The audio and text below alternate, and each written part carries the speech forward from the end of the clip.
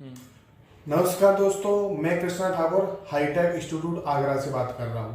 तो आज आपके लिए एक टॉपिक लेके आए हैं ग्राफिक सेक्शन का, यानी जो हमारे फ़ोन में ग्राफिक सेक्शन होता है वो किस तरह से वर्क करता है। तो इसमें हम एमोलेड की भी बात करेंगे और नॉर्मल जो एलईडी होती है उसकी भी बात करेंगे। आईपीएस डिस्प्ले और एमोलेड डिस्प्ले दोनों की बात करेंगे। तो आइए समझते हैं किस तरह से काम करती है। तो आपका कनेक्टर होता है डिस्प्ले का, आपने देखा होगा। डिस्प्ले कनेक्टर में क्या होता है, आपने देखा होगा इधर लाइन होती है डेटा लाइन, इधर साइड में क्या होती है डेटा लाइन होती है, नीली लाइन होती है डेटा माइनस प्लस यानी नेगेटिव पॉजिटिव। ये जो डेटा लाइन होती है ये आपकी सीपीयू से आती है। किसी फोन में क्या होगा, ये जो डेटा लाइन आ रही है इनके बीच में आपको रजिस्टर या कॉइल मिल सकता है 0 ओम का। तो अगर रजिस्टर या कॉइल होगी तो इस प्रकार से यहाँ पे लगी हुई होगी रास्ते में, ऐसे करके मिल जाता है। तो किसी में मिलता है किसी में नहीं मिलता, दोनों तरीके के फोन आते हैं। इसमें बीच में रजिस्टर या कॉइल मिलेगी, किसी में क्या होता है किसी में नहीं मिलती है। तो इस तरह से आपकी डेटा लाइन होती है।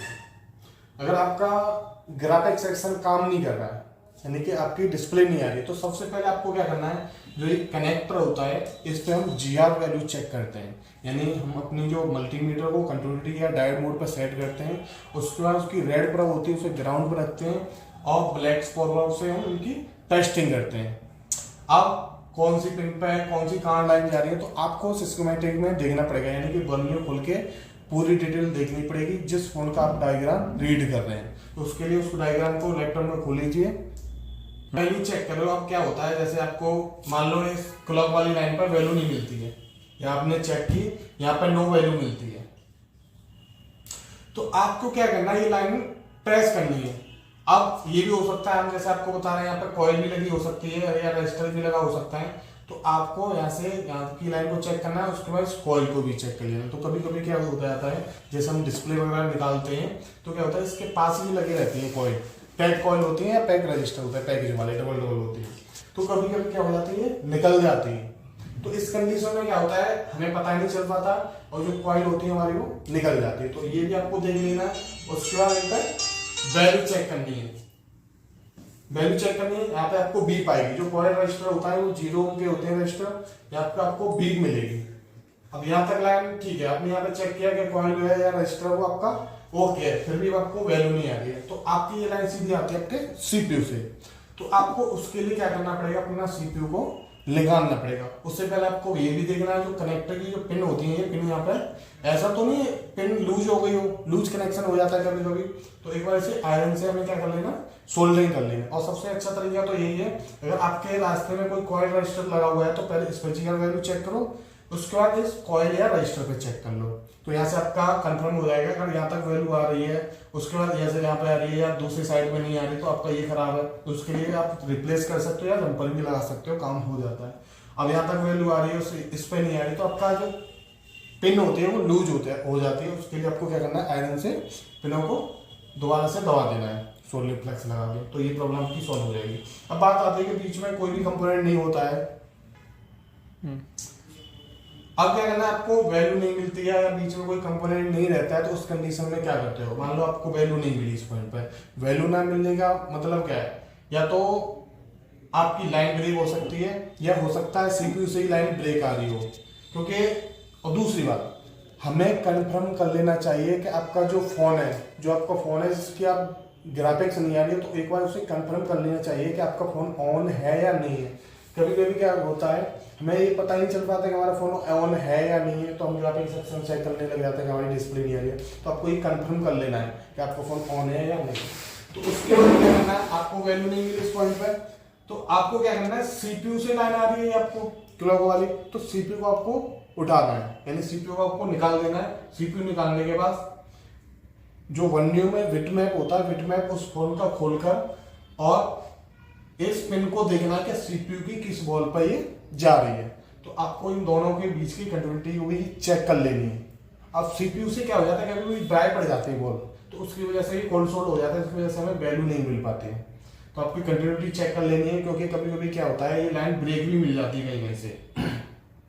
अगर लाइन ब्रेक होती है तो उसको भी आपको चेक कर लेना। अगर लाइन ब्रेक मिलती है तो आपको कनेक्टर से लेके और डायरेक्ट सीपीयू तक एक जम्पर लगाना पड़ेगा, माइक्रो जम्पर। हल्की सी बॉल बना के, तो उससे आपकी प्रॉब्लम सॉल्व हो जाएगी। अब बात ये आती है आपकी सारी जो पिन है उन पे आपको GR वैल्यू मिलती है, ओके, ना कोई शॉर्टिंग है ना कोई लाइन ओपन है, सब कुछ ओके मिलने के बाद क्या होता है, देखो ये जो लाइन है ना, ये आपको चाहे एमोलेड डिस्प्ले हो या IPS हो, किसी कोई से भी हो, ये लाइन आपको सेम मिलेगी, ऐसी सेम लाइन होती है। अब आते हैं इधर, आपको पता है CPU से ग्राफिक्स आ रहे हैं डिस्प्ले के लिए, पर जो ग्राफिक्स होते हैं वो डिस्प्ले पर आकर रुक जाते हैं, यानी कि जो ग्राफिक्स होते हैं उनको चलाने का काम हमारी करते हैं graphics IC, graphics driver IC होती है जो उन ग्राफिक्स को डिस्प्ले पर चलाने के लिए नेगेटिव 5 वोल्टेज और पॉजिटिव 5 वोल्टेज जनरेट करके देती है। अब क्या होता है, आपको 5 वोल्टेज मिल जाएंगे, एमुलेट में क्या होता है किसी में 4.6 वोल्टेज या 4.4 वोल्टेज इस तरह से आपको मिल सकते हैं, यानी थोड़ा 19-20 का डिफरेंस मिल सकता है, तो उसमें आपको ज़्यादा टेंशन लेने की जरूरत नहीं है, ये होता है एमुलेट में कम हो जाते हैं वोल्टेज। उसके बाद अगर आपकी डिस्प्ले लगाई आपने और आपकी डिस्प्ले काम नहीं कर रही और वैल्यू भी आपने चेक कर लिए, तो आपको क्या करना है, डिस्प्ले लगाकर फोन में और फोन को ऑन करके दोनों आपको वोल्टेज चेक कर लेनी है। ये इसके लिए अलग से IC लगी हुई होती है, अगर अलग से IC लगी होती है तो उसको आपको चेक कर लेना है कि वहां से ये वोल्टेज आ रहे हैं या नहीं आ रहे। इसके रास्ते में आपको कंपोनेंट्स जरूर मिलेंगे देखने को, कैपेसिटर वगैरह आपको आसानी से मिल जाते हैं, तो दोनों लाइन पर आपको वोल्टेज चेक कर लेंगे। या तो हो सकता है किसी एक लाइन पर वोल्टेज ना मिले, ये मिल रहा है ये नहीं मिल रहा है, या ये मिल रहा है नहीं मिल रहा है, तो आपको उस कंडीशन में अब जो अपनी ग्राफिक्स IC है उसको रिप्लेस करना है, क्योंकि ये जो फॉल्ट होता है वो IC की वजह से ही होता है। अब मान लो कोई भी वोल्टेज नहीं मिल रहा है, तो एक बार जो ग्राफिक्स IC है उसके इनपुट और इनेबल सिग्नल को आपको चेक कर लेना है। ऐसा तो नहीं IC को इनेबल या इनपुट ही नहीं मिल रहा हो तो कहां से आपकी डिस्प्ले ऑन होगी, तो आपको वो भी चेक कर लेना। और दूसरा कार्ड ये भी होता है, आपके फोनों में क्या आ रहा है, अगर आपकी लाइट सेक्शन या ग्राफिक्स सेक्शन किसी में से भी दिक्कत होती है तो आपकी पूरी डिस्प्ले काम नहीं करती है, यानी आपका ग्राफिक्स सेक्शन ओके होगा और आपकी लाइट सेक्शन कोई दिक्कत होगी, तो उस कंडीशन में भी आपकी डिस्प्ले नहीं आएगी, तो दोनों को आपको चेक कर लेना। तो ये वोल्टेज इस प्रकार से चेक कर लेते हैं। एक वोल्टेज और आता है 1.8 वोल्टेज जो हमारी पावर IC से आता है, ये भी आपको वोल्टेज चेक कर लेना है, ठीक है। अब एक पिन होती है हमारी LCD डिटेक्ट की, यानी CPU LCD को डिटेक्ट करता है कि हमारे फोन में LCD लगी है या नहीं लगी है, क्योंकि पुराने फोनों में क्या होता था, जो ओल्ड फोन आते थे उनमें जैसे आप डिस्प्ले निकाल दो और फोन को ऑन करो तो जो भी सप्लाई होती है ना, डेटा लाइन वोल्टेज सब कुछ आउट कर देता था। अब क्या होता है, जब तक आपकी डिस्प्ले नहीं लगेगी, जब तक कोई भी वोल्टेज CPU या कोई भी IC आउट नहीं करेगी ग्राफिक्स के लिए, तो ये क्लियर। उसके बाद आती है आपकी LCD रीसेट। LCD रीसेट का काम होता है, जैसे आपके फोन में डिस्प्ले पर नए नए पिक्सल बनते रहते हैं, तो क्या होता है, हर बार जो पुराने ओल्ड पिक्सल होते हैं उनको रीसेट करने के लिए रीसेट लाइन होती है, जिससे हमारे नए पिक्सल बन सके, ये उसके लिए होती है। अब यहाँ पे बात करते हैं हम लाइट सेक्शन की। तो ये मैंने आपको जो LED 7.3 वोल्टेज लिखे हैं लाइट के लिए, LCD की लाइट के लिए, ये आपको एमोलेड डिस्प्ले के हैं। एमोलेड जो डिस्प्ले होती है, एमोलेड हो या सुपर एमोलेड हो, उसमें तो आपको पता है वोल्टेज कम रिक्वायरमेंट होती है, ज्यादा वोल्टेज मिल जाती है एमोलेड डिस्प्ले, तो उसमें आपको 7.3 वोल्टेज या 7 वोल्टेज आपको मिल जाएंगे। अगर यहीं पे बात करें कि अगर IPS डिस्प्ले आपकी नॉर्मल वाली, तो उसमें क्या होता है, ये वोल्टेज जो होते हैं आपके 18 to 24 मिलते हैं, नहीं 18 वोल्टेज से आपको 24 वोल्टेज मिलते हैं, और इसी के साथ आपको कैथोड लाइन आती है, यानी जो 18 से 20 वोल्टेज होते हैं, किसी फोन में 18 बनते हैं, किसी में 14 बनते हैं, किसी में 16 बनते हैं, तो अलग अलग मॉडल में 19-20 का फर्क होता है। तो उसमें क्या होता है, इसे एनोड कैथोड बोलते हैं, यानी A+ एनोड प्लस होती है ये लाइन, और इसके साथ में जुड़ी हुई रहती है हमारी कैथोड लाइन, ये हमारी कैथोड लाइन आती है।